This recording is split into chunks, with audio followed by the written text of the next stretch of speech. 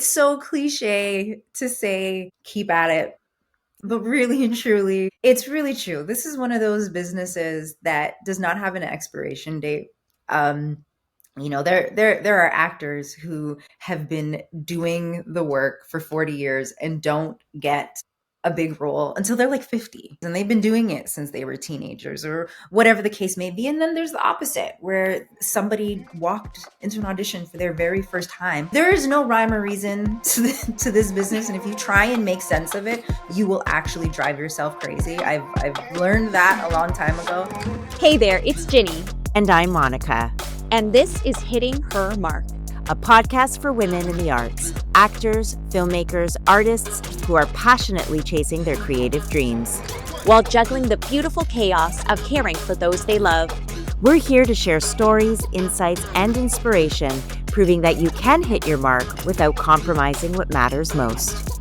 So if you're ready to make your creative dreams a reality, let's dive in. Welcome back, everyone, to Hitting Her Mark. Today, we're super excited to be joined by Genelle Williams. She's the Canadian actress you probably remember as Kim Carlisle on Radio Free Roscoe and as DJ Diane Jeffries on the latest Buzz. If you're more of a sci-fi fan, you'll definitely know her as Lena, the innkeeper on Sci-Fi's Warehouse 13, for which she was on for 5 seasons. And for all of the Hallmark lovers out there, she was also one of the leading ladies on the Love Club Moms, playing Harper, which is where I got to meet her. Some of her film credits include The Incredible Hulk, Orphan, and Delia's Gone. More recently, she's been making waves on the Canadian legal drama Family Law.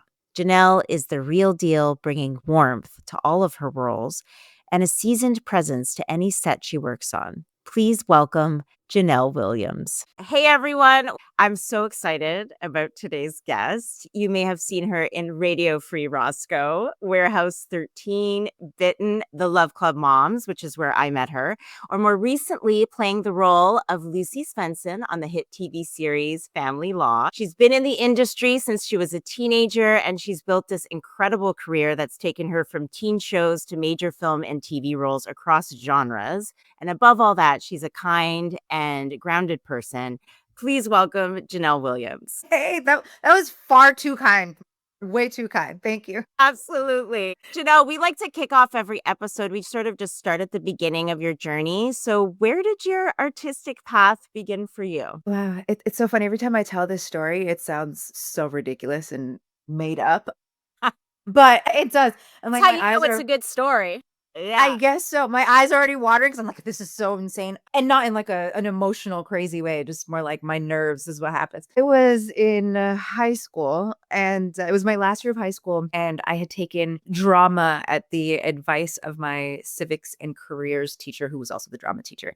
And she's like, just take drama. You'll probably love it. After she saw our debates in civics and careers, and she's like, you should be a politician. I said, absolutely not. She's like, well, I just believed everything you said, so how about drama? I went, okay, sure, that sounds like it should be easy. It's an easy credit. I'll do that. And our final year, we did a musical. I cannot sing, FYI, but I was a lead in Blood Brothers, and there was a supply teacher there who was an actress, because we all have many jobs outside of this. And she saw the play, and she went to my drama teacher and said, would she be interested with meeting with this agent? We can get her to do a monologue. I think he would be totally down to meet her. The next day, I got a message from him to come in and do 2 monologues, which I had only done a monologue in that play. That was the first time I'd ever actually. Yeah. And I went, okay, I guess, sure, why not? I wanted to be a physiotherapist for the Raptors. So I was like doing all my sciences, and acting was something that was so far off of my radar. And then I signed with him, and I took some classes with Dean Armstrong. Oh my gosh, yeah. I had never been in front of a camera before, so it was probably a good idea to get some film and television work under my belt. And then, I got Radio Free Roscoe a few months after that, and the rest is history. And here we are, 20 years later.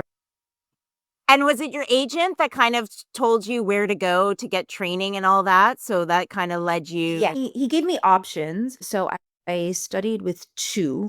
I did Dean and Marvin Karen. It was like a little church, a little basement the basement in a church. It was me and a bunch of Degrassi kids, which was really cool because I was like, oh, like, these are working actors in class. So Yes.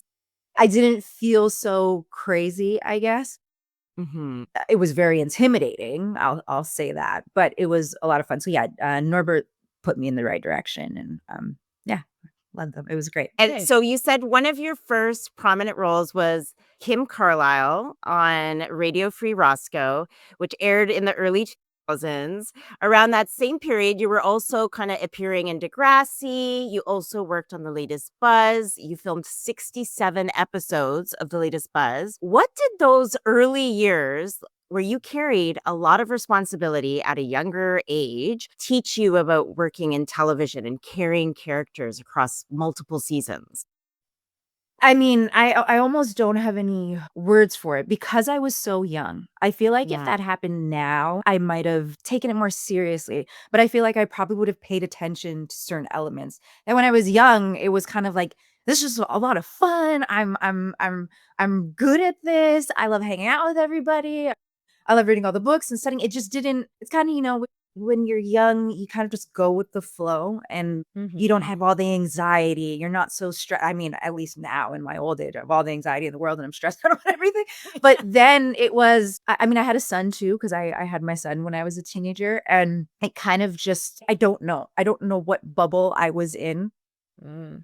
It really did, though, prepare me for when I did move into adult land, as I used to like to call it, outside of kids shows, because it is a different dynamic. It grounded me a lot, and I think I learned to sort of appreciate filmmaking in general and the machine that it is. Just because, when you work with a lot of kids and the chaos of everything that comes with that in school and wranglers and Yeah. all the behind the scenes stuff that happens, it doesn't happen when you're working with a bunch of adults. You kind of appreciate it a little bit more. And it didn't feel like that many episodes. When you just said that, I don't think I realized it was that That many. It many? was, wow. Yeah, I think While 'cause we shot it. also going to school and parenting. Like, it's incredible, like, what a foundation that you had to build. Yeah, you were younger and maybe you weren't, like, so conscious of it, but you were doing the damn thing. I Like, was that's I'm wild. I'm almost amazed at myself sometimes. I look back, I'm like, if you were to tell me to do that now, I probably wouldn't be able to do it.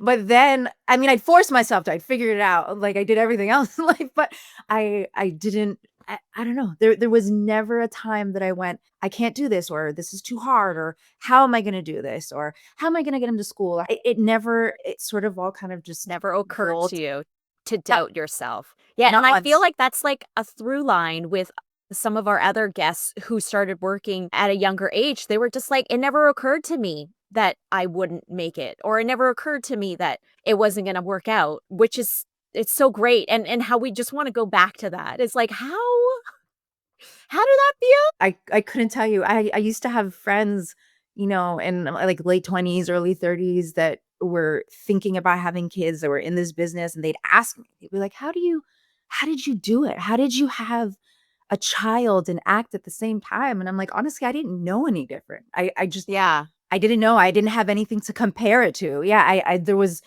nothing. So now when, of course, then if I didn't get X amount of auditions or a job or book something, I was like, "Oh, it's totally okay." Now I'm like, "Oh my God, I'm never gonna work again."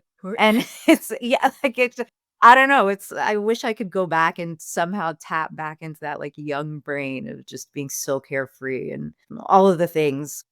Did you continue down that path thinking like, well, eventually I'll be a physiotherapist for the Raptors? I Yeah. did. So you just kept, For yeah. a very long time. I don't think like, I always had side jobs, always.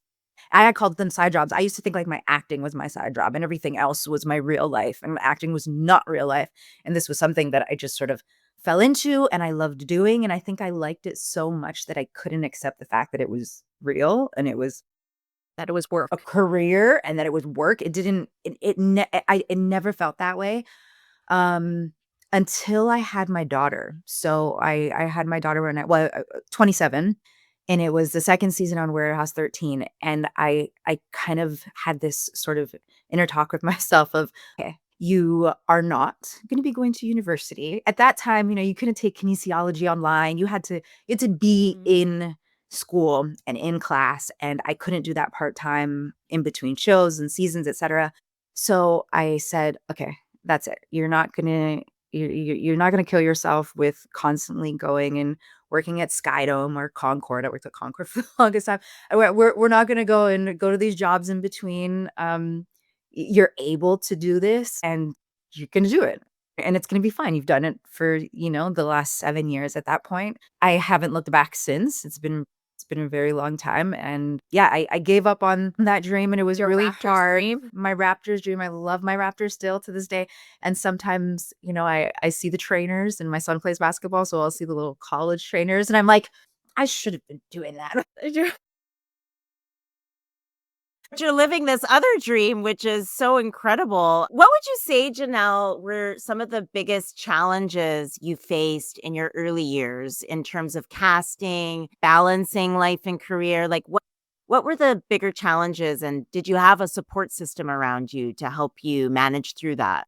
Well, firstly, I will say I had a huge support system. It was, I mean, I don't come from a family of arts or friends. None of my friends were actors, like my close friends, that is. None of my family members. So everybody just thought it was super cool that this is what I was doing. So everybody was just down to help and pitch in as much as they could. And I kind of really enjoyed the fact that nobody really knew the ins and outs. So if I was in a down mood or I was upset about something, it was like, oh, it's totally fine. And like, how was work? And it kept it very surface level. I never had to go into deep conversation about it, which still is kind of the same way at home because nobody in my house has anything to do. I mean, they come on set, they see me go, and they're just, it doesn't matter at all. Yeah. But I think, I struggled a lot when I was younger with the whole, you have to go to America to make it. And at that time, everybody was going to LA for pilot season and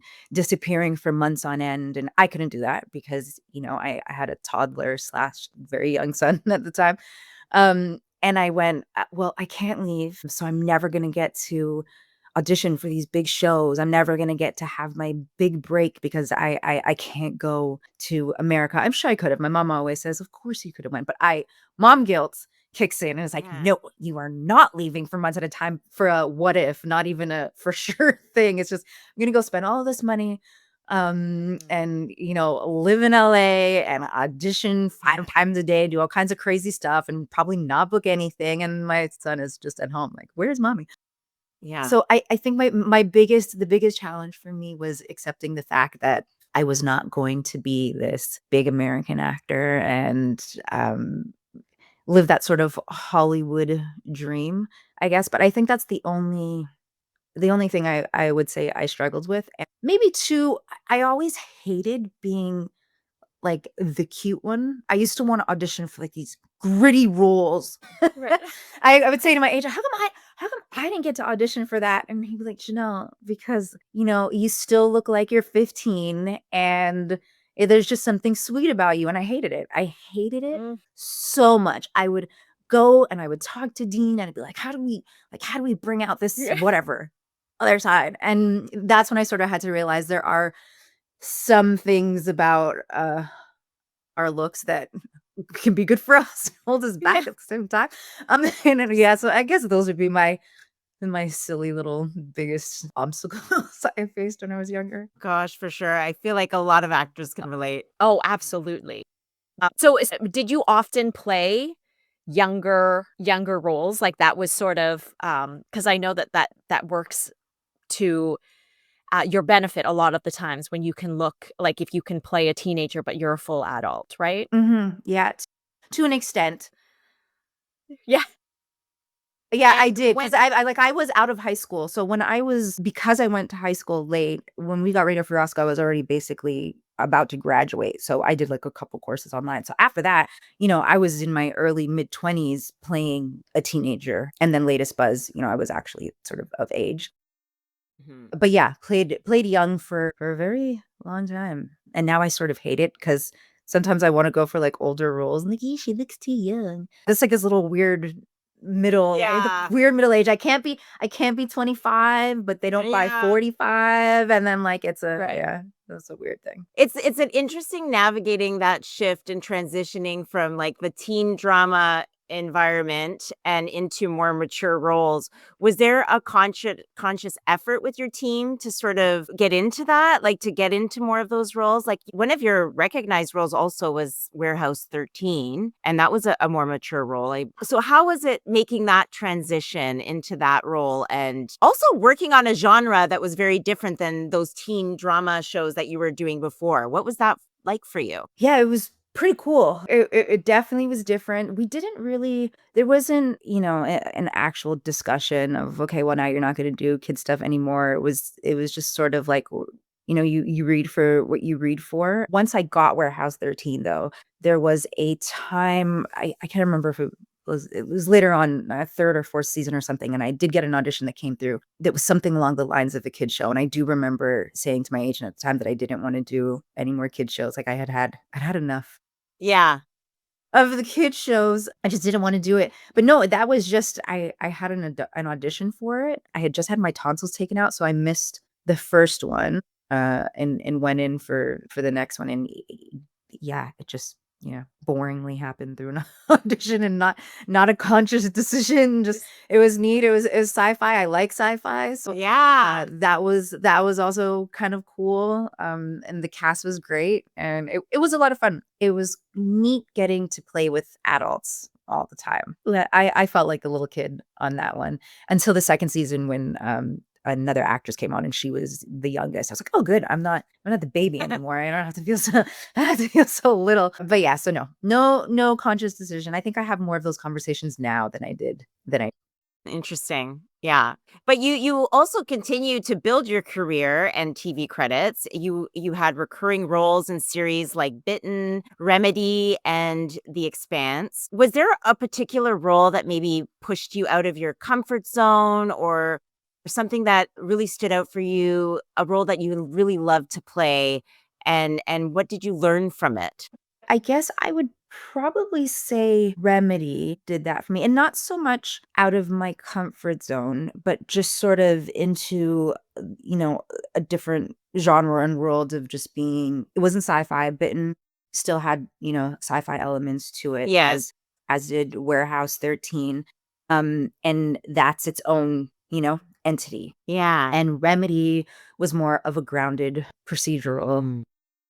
My character, Zoe, she didn't come from a lot. She worked in the basement of the hospital, and there was just something more real about that character that I loved. Working with Enrico was a dream. I feel like he kind of opened my eyes to he can do everything and anything, which was also another sort of eye opener for me that you didn't kind of have to be stuck in this one thing. He's super hilarious, but also super scary at the same time, and then really endearing. And he's all the things. He's like a chameleon. And I know not all actors are lucky enough to have that ability to be able to be everything. But I learned a lot working with him, and he directed a lot of the episodes as well. And he was in our screen test, and that was my first screen test as well. I had never gone through a screen test process before. Oh, Yeah, so that was also pretty neat. talk us through what that was like. It was really Do you cool. remember? I remember very clearly. I think I remember every screen test I've ever done in my life because they're always the most nerve-wracking thing on the face of the planet Earth.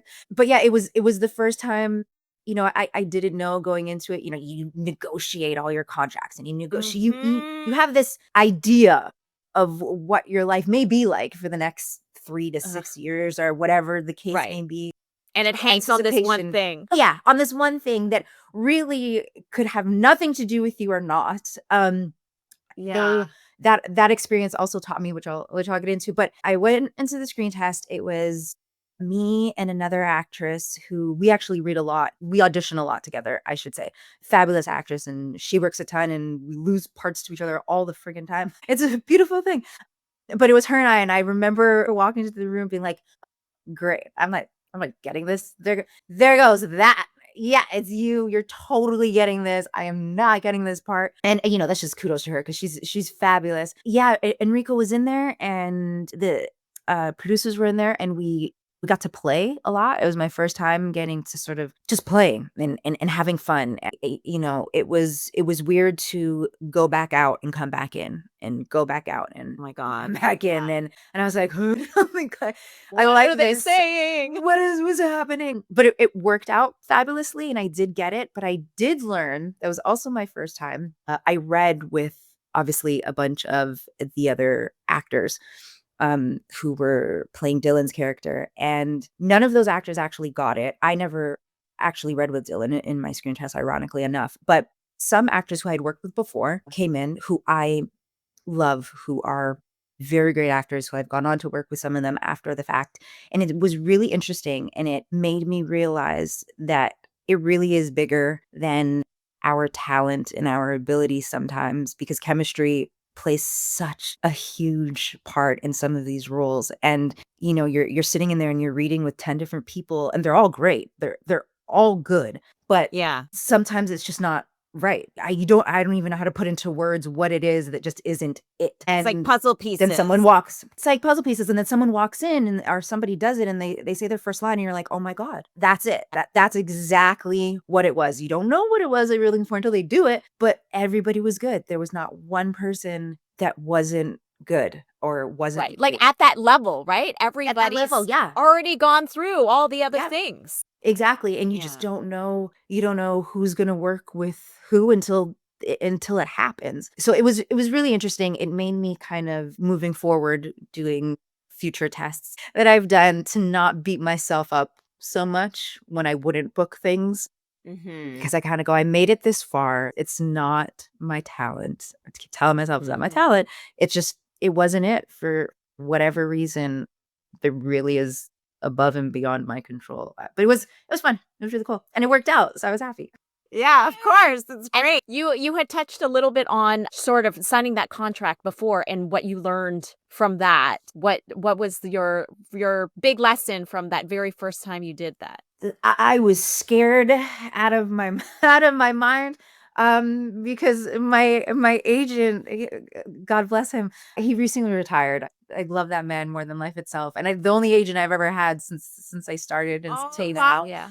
Yeah, he is relentless, and I remember him going back and forth with negotiations, which I never really had to deal with.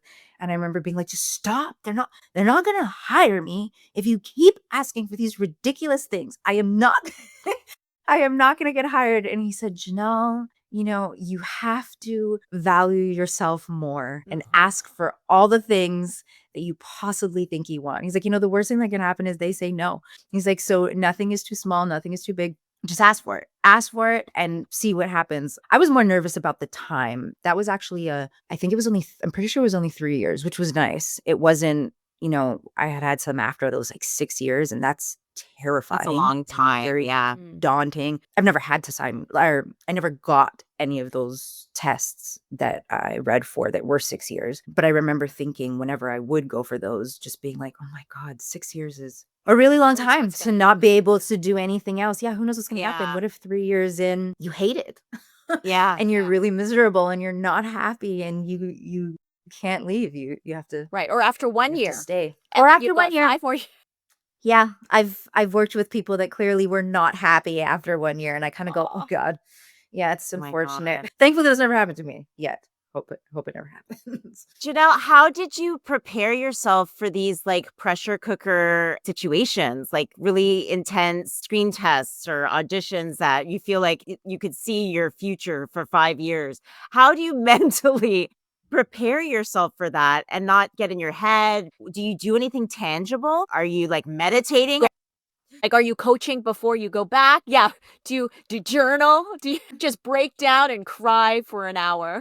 Yes, I feel like I do all of the above. I have I have 100% cried. I have 100% written in my journal. I have 1000% gone to coaching. I have tried meditation. I have, done like a hard workout thinking like I'm going to get all the nerves. I've done everything you can think of. And I still sit there being like, oh my God, I have nothing. I have nothing to give you guys that I can say works. None of it works. I've listened to the music. I've listened to the songs to try and like, I have nothing. The music. I've listened to the music. The music. The best kind of calming music.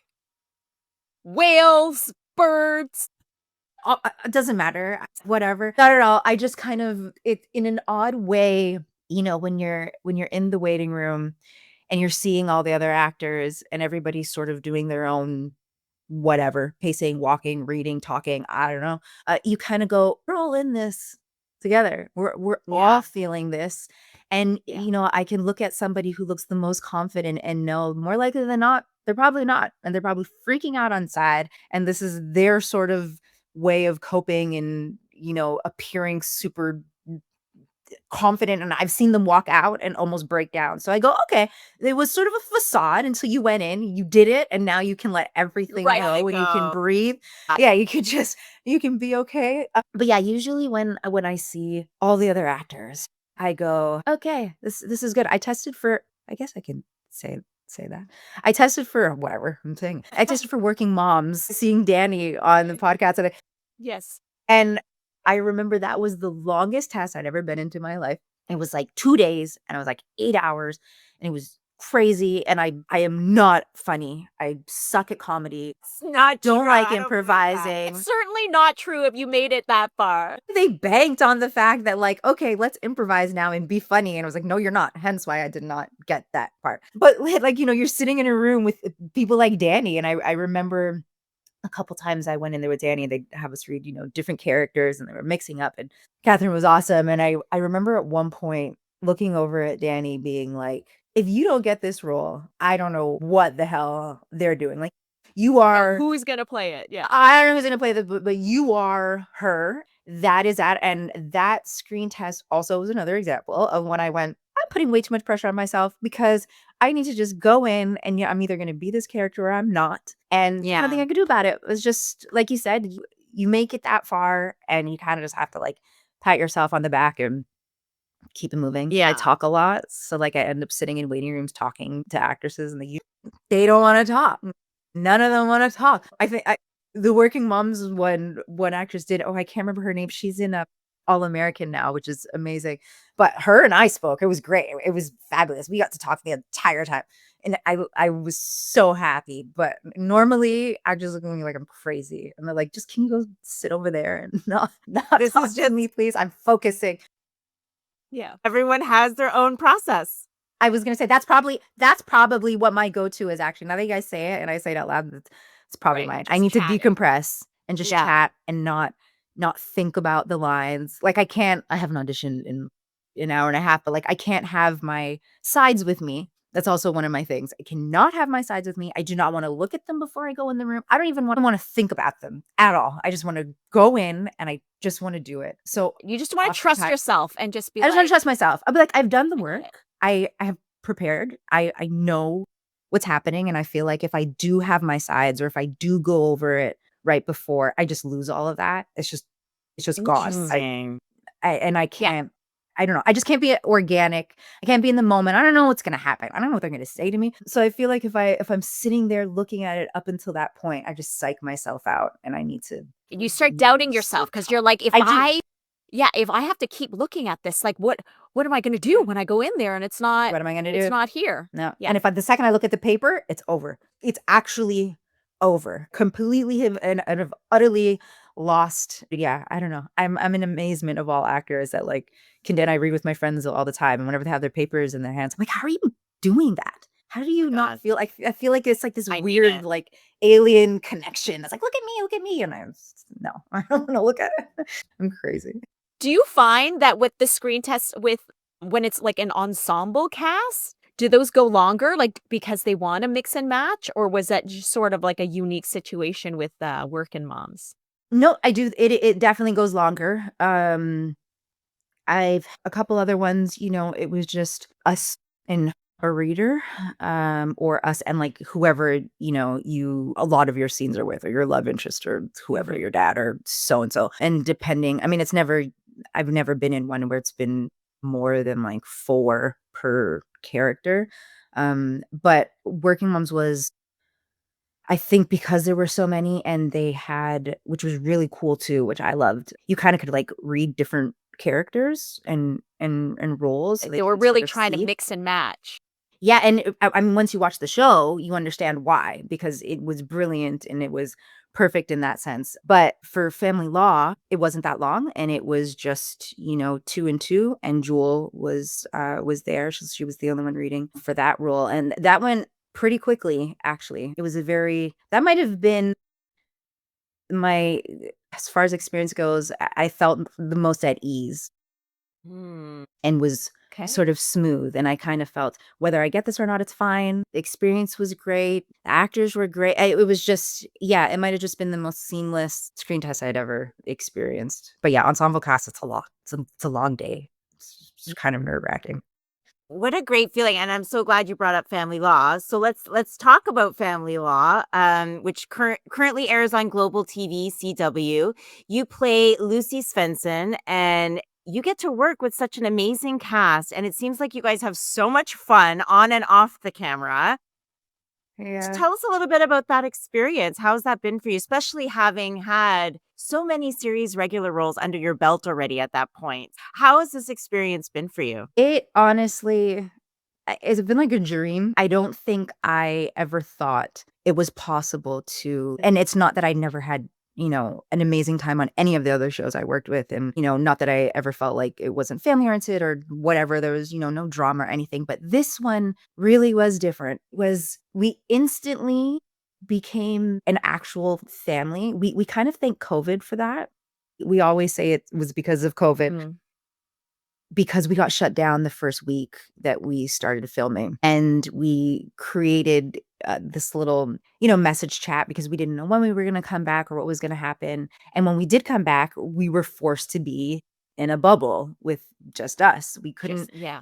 there was no talking to anybody else or going around anybody else or seeing anybody else. So as much as we were forced to be with each other, we didn't want it any other way. And Jewel State might be the best number one I have ever worked with in my life, in the sense that, I find it very, very, very hard to be able to juggle the pressures of being a, number one, and still do your work, and still be friendly and still be professional and still be a mom as she is and still have a life and stuff, all of these things, and never once have anybody feel like, "Oh, I shouldn't talk to her right now," or, She's I approachable.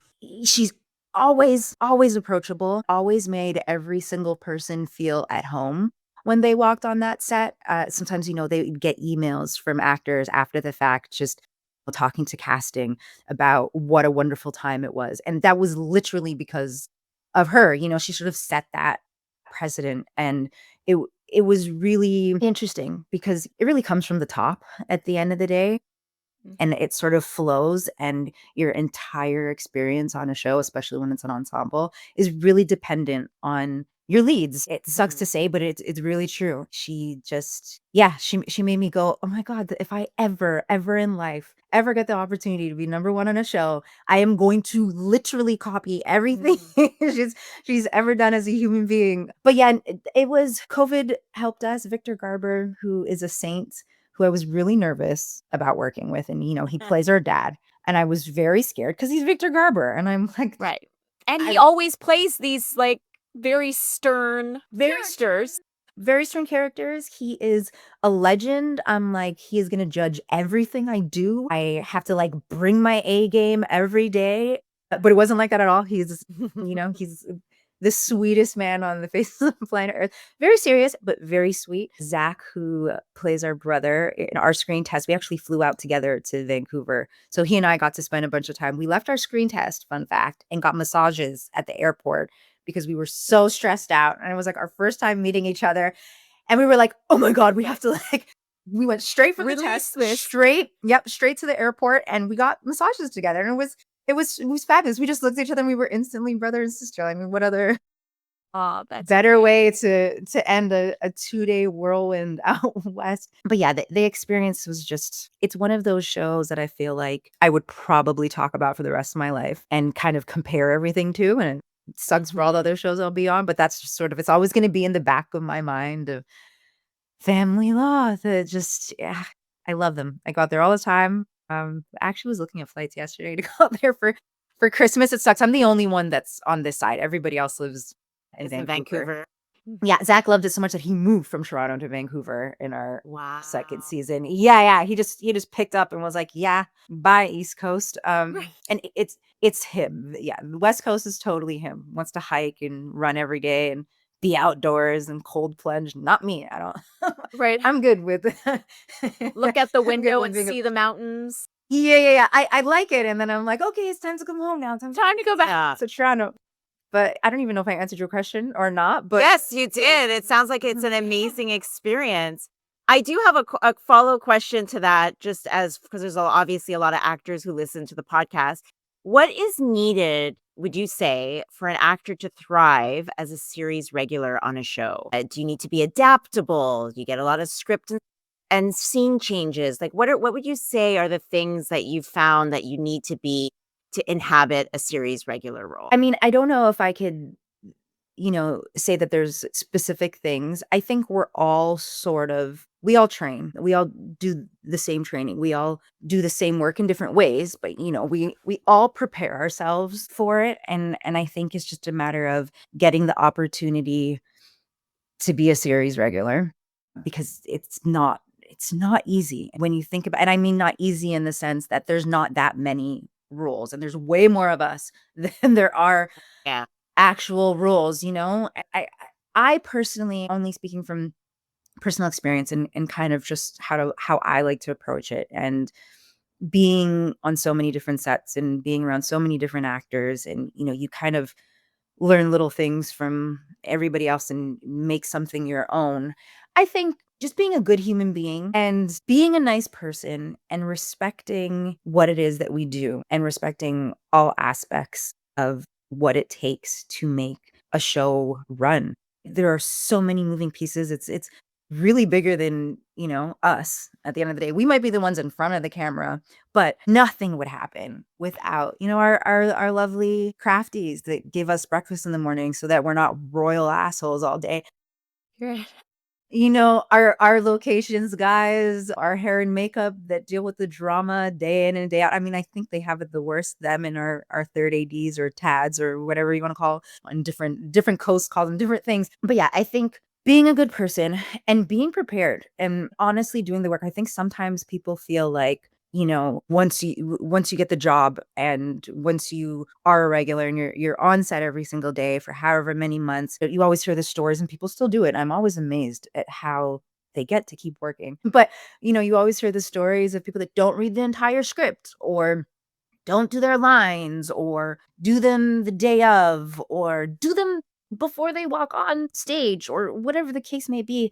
And it's unfortunate because the ones that are prepared are the ones that sort of feel it the most when another actor is not prepared, Right. Yeah. because there's just so many things and it makes it very hard, makes it very frustrating, and not just for the actors but for the crew. You got to do it a million times over, and again it comes down to respect because you want to respect everybody's time. Nobody wants to be there waiting for you to figure your shit out.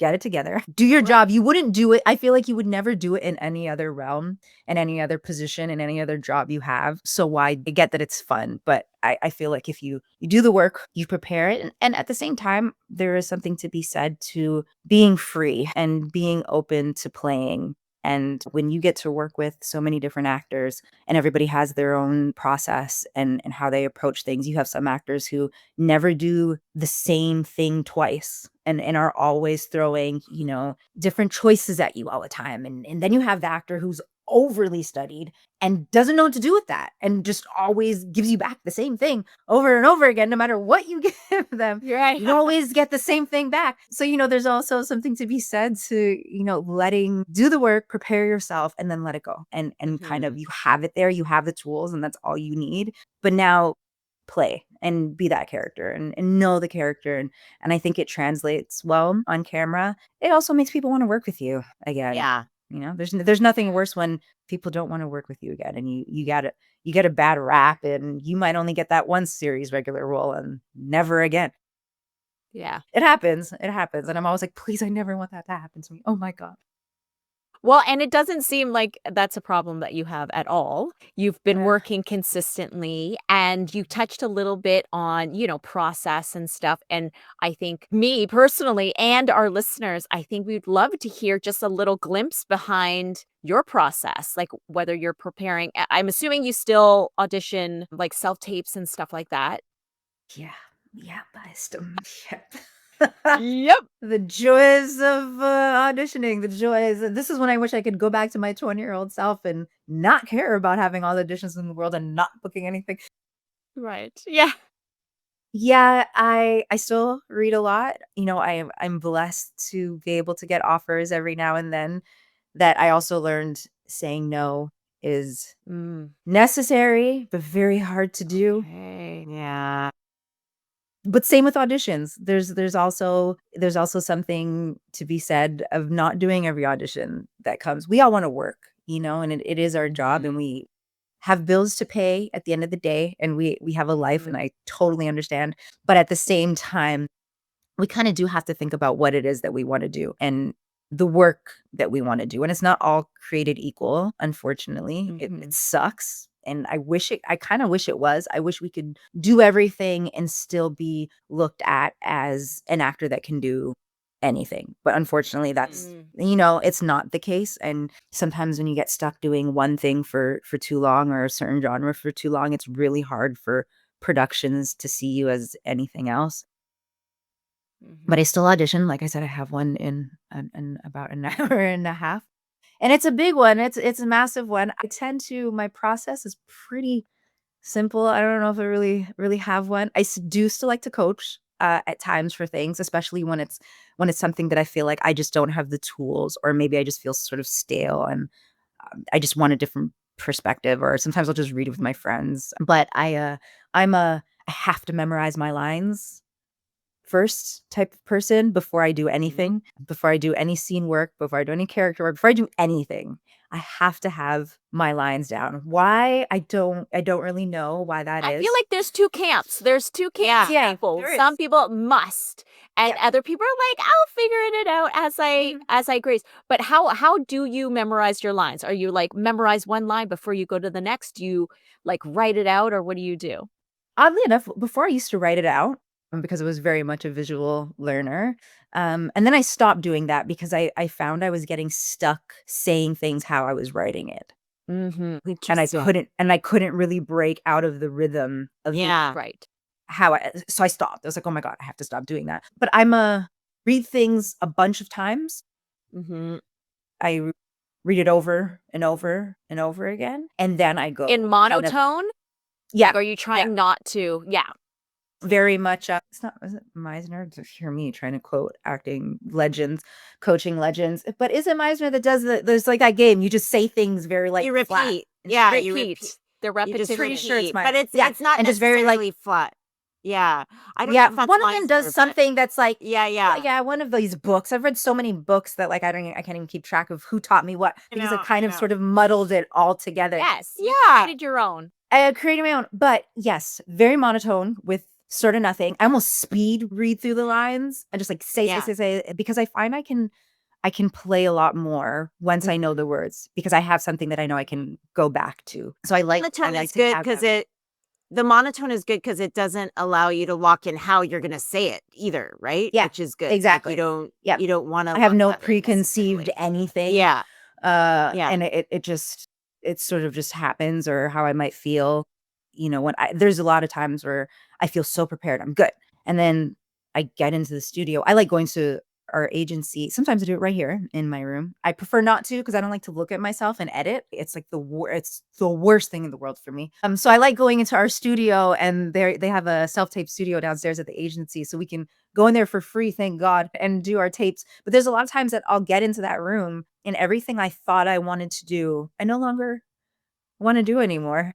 It ends up being something completely different. And sometimes I really love when that happens. Yes. So interesting. That's so funny you it's a say lot of that fun. because I was literally doing a self-tape yesterday and I was saying to the person I was reading with, I was like, This is so weird. I totally had in my head a different way I was going to do the scene, and it's coming out completely different now that I'm with you. And I'm like, okay, but I guess it's And you gonna just be kind like of roll with it. yeah. Yeah, you're just gonna go with it. And oftentimes Yeah. that ends up being the best tapes.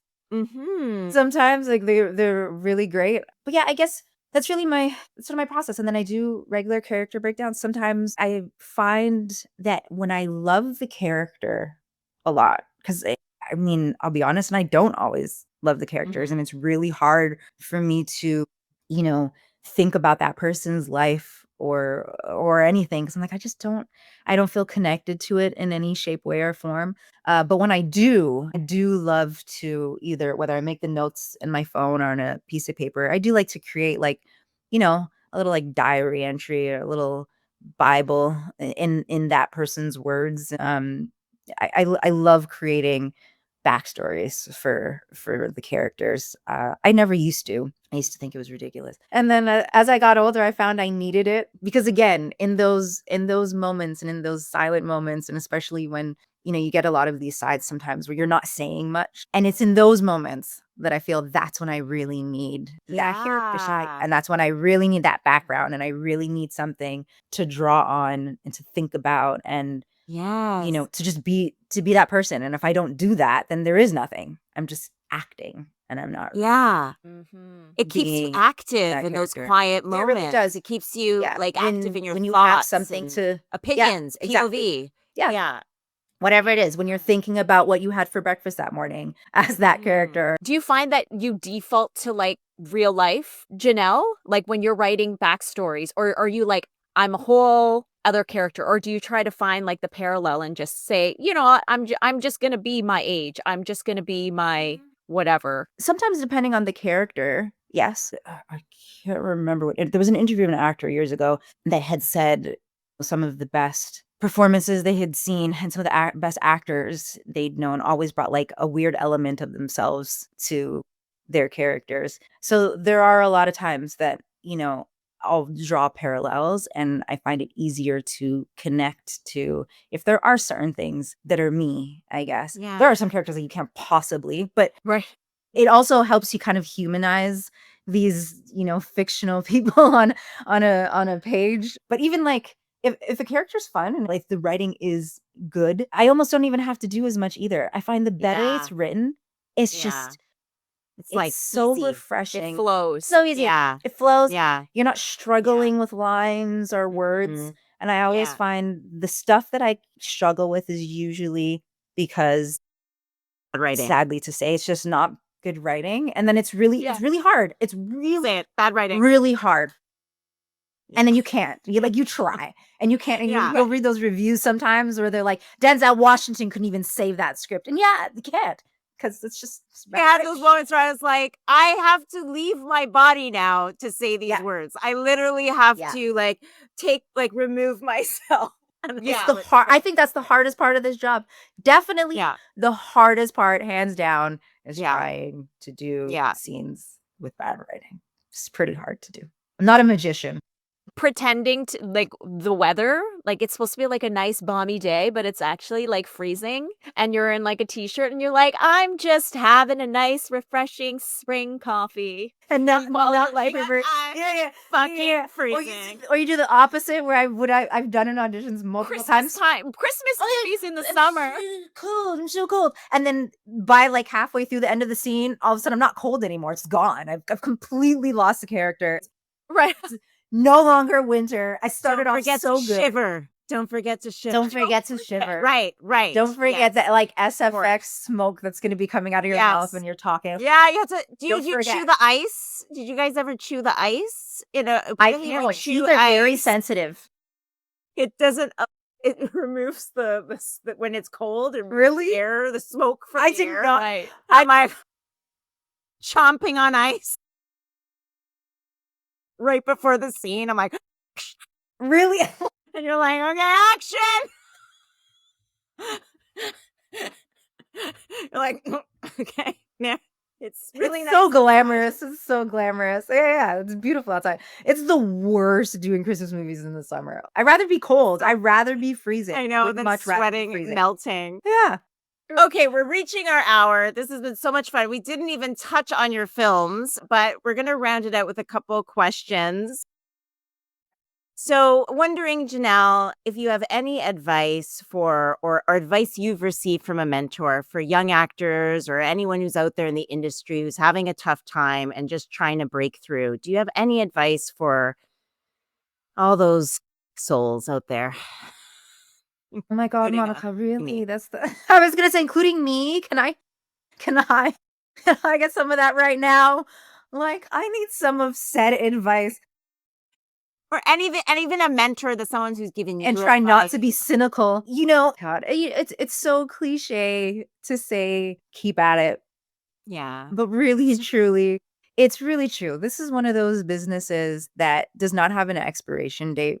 Um, there are actors who have been doing the work for 40 years and don't get a big role until they're like 50 or in their 40s, and they've been doing it since they were teenagers or whatever the case may be. And then there's the opposite, where somebody walked into an audition for their very first time, like, what was it, Summer I Turned Pretty? Oh my God, that is that young lady's first job, and it's the biggest show on the planet. There is no rhyme or reason to this business, and if you try and make sense of it, you will actually drive yourself crazy. I've learned that a long time ago, that there really isn't a formula to it. You hear it time and time again. A lot of it is luck. Of course, you have to put in the work. You have to be prepared, and I'd hope you have to be prepared, and that you are prepared.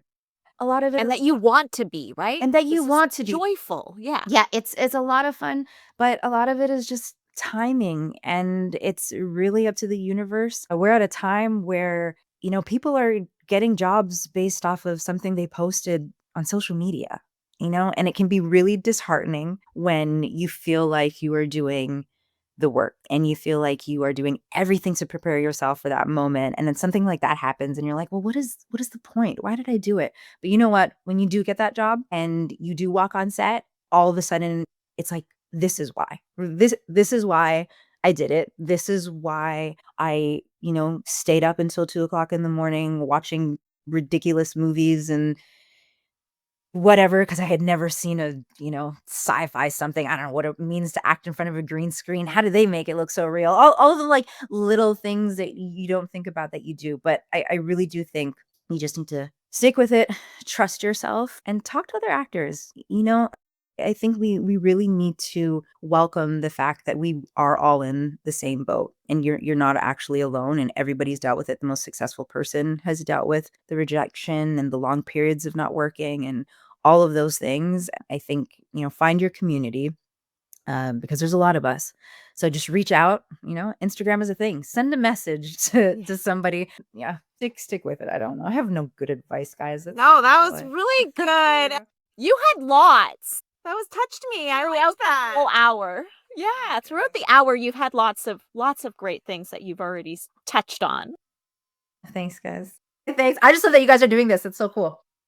I know, it's great. Well, we get to talk to amazing artists. It's been so much fun. Neat. I do have one. Okay, I have kind of 1.5 more questions, and then we're Yeah. producing. Question mark? No directing for you? Absolutely yet. not.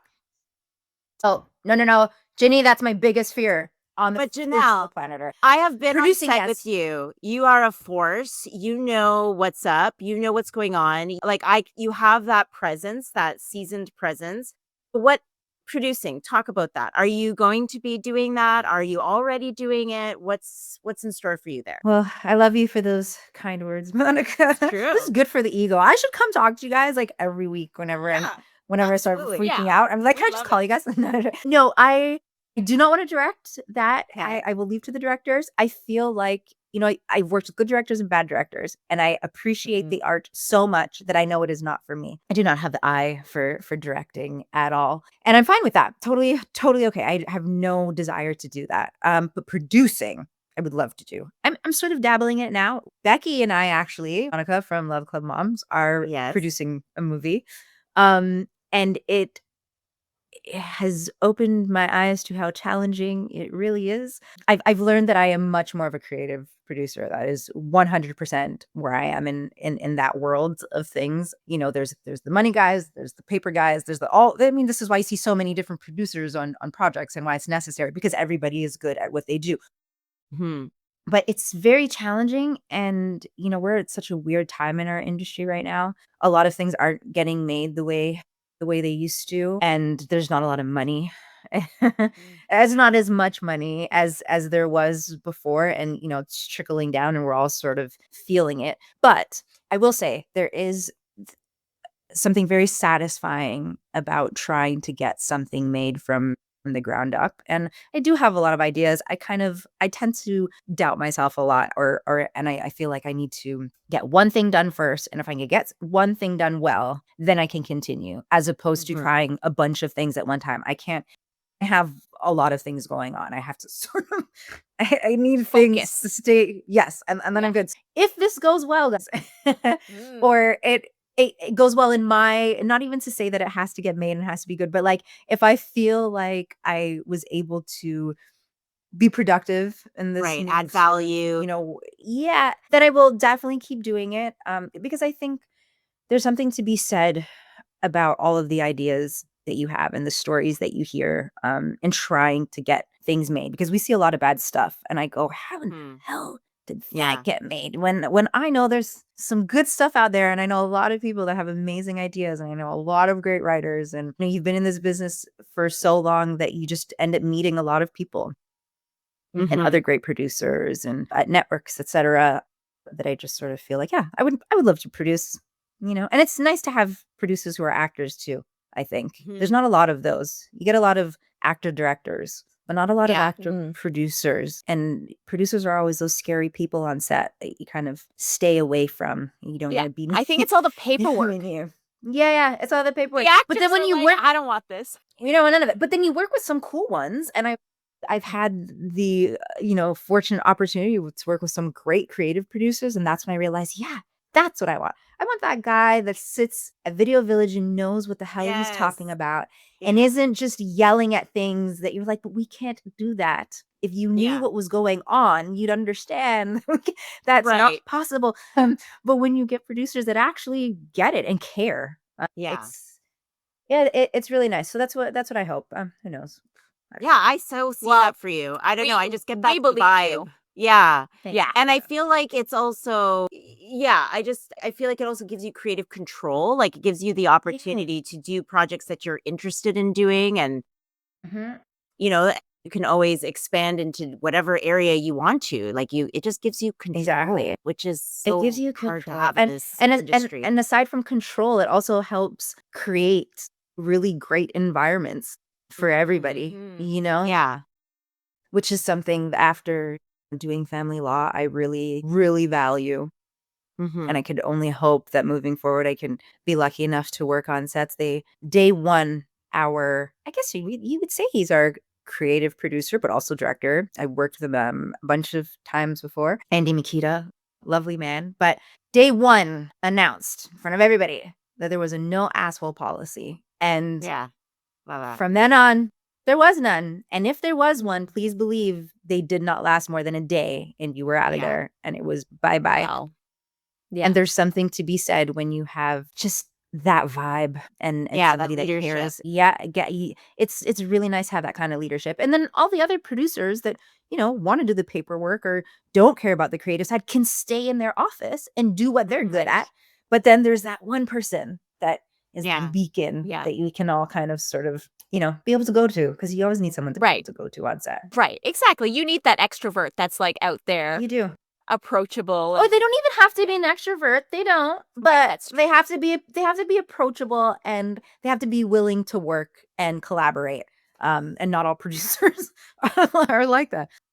Sadly, but hey, they get stuff made. So it's fine. They make us work. Love a producer. Okay, final question, Genelle, and then you're off the hook. I'm scared. And you're free. So when you hear the phrase hitting her mark, what does that mean for you? How do you define success in your life? And it can be personally, professionally, or however you interpret that. When you say hitting her mark, I actually think literally and figuratively hitting my mark. Yeah. Because it's important. It's important to hit your mark. Hitting your mark comes with you looking crazy if you don't and your lighting is off. It affects a lot.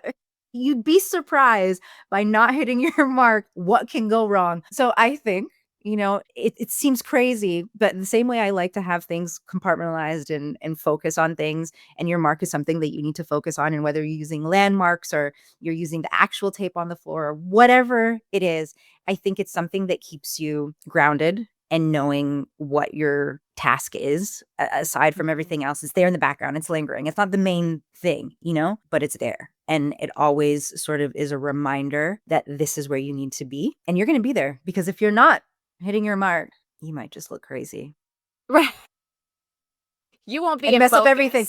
You won't be focused, and it won't be the DOP's fault. It won't be the cameraman's fault. It won't be anybody's fault but your own. Right. You do not hit your mark. It's all on you. It's all on you at that point. Amazing. Love the answer to that question. It's always so unique from every person, and yours is like every a time I true hear it, that's professional. Yeah. Yeah. I'd like to hit my mark. I prefer to. Yes. You're like, lighting is here. Okay, ready. I'm good. Let's Where's go. it? Where's the camera? Oh, I don't see it. Oh, that's why. Right. Right. You didn't hit your mark. No, thank you so much, Genelle, for being here with us today. You're a true professional. We love you. That was wonderful. Thank you. Love you guys. Thanks for having me. Thanks for tuning in to Hitting Her Mark. If you enjoyed today's episode, be sure to follow, rate, and review wherever you get your podcasts. For more content and updates, follow us on Instagram at Hitting Her Mark.